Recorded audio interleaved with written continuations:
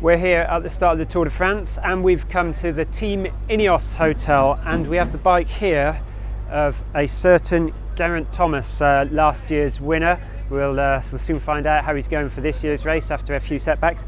And what we've got here is the brand new Pinarello Dogma F12.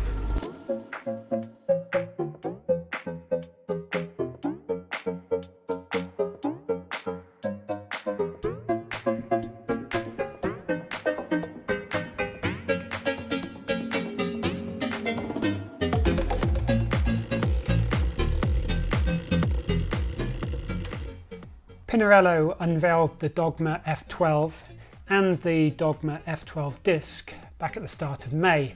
The headline news being that compared to the previous F10, it reduces drag by 7.3% at 25 miles an hour, saving the equivalent of 8 watts according to Pinarello. Pinarello says that the biggest improvement to the Dogma F12 is the complete cable routing integration.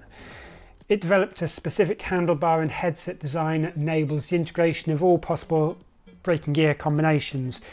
Team Ineos uses rim brakes and Shimano Di2 electronic shifting, but disc brake hoses and cables for mechanical derailleurs can also run internally. The most talent integrated handlebar has been refined and features a channel for the cables. The rear section of the stem is enlarged to allow the cables to go directly into the frame. Geraint Thomas has a bar that's marked as 42 centimetres wide, that's measured outer to outer, while the stem section is 130 millimetres. Adjustment of stack height is still possible. You get an adjustment range of 40 millimetres thanks to special interconnecting headset spacers. A regular handlebar and stem can still be used with the Dogma F12 if you like. You're not tied to using this new setup. Some frame shapes have been altered. The top tube now has a kink in it, for example, which is something we first saw on Pinarello's gravelling adventure bike. The flat back down tube profile, where the leading section of the tube is shaped for aerodynamics with the back chopped off square, is retained from the previous Dogma F10, but it's been made narrower than before. The down tube is sculpted to accommodate the water bottle on the basis that we'll carry one most of the time. The profile of the down tube alters at the point where the bottle cage sits. The idea of that is that the tube and the bottle work together in terms of their aerodynamics. With the F12, Pinarello has reshaped the bottom bracket to allow the cage to be mounted a little bit lower than before in order to reduce drag further. The chainstay cross sections have been completely redesigned to increase stiffness without adding any weight.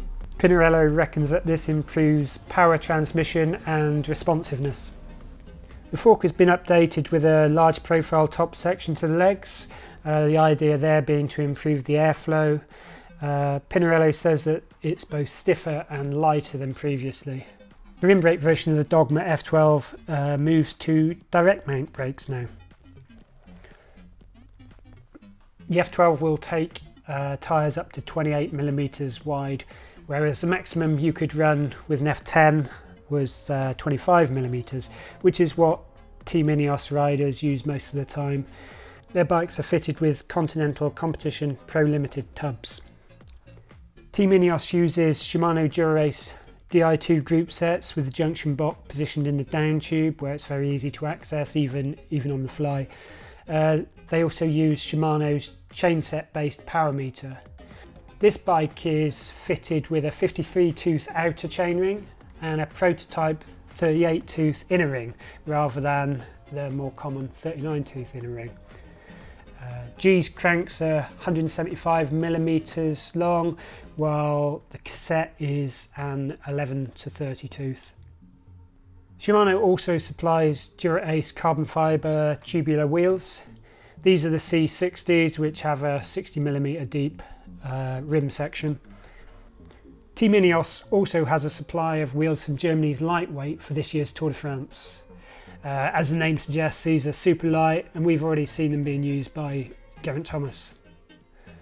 Ineos uses saddles from Physique, G opting for an Arione.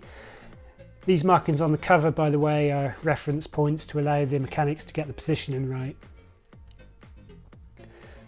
Pinarello has announced an X-Lite version of the Dogma F12, which comes out of the same mould, but with a 100 gram reduction in frame weight compared to the standard version, thanks to a different carbon layup.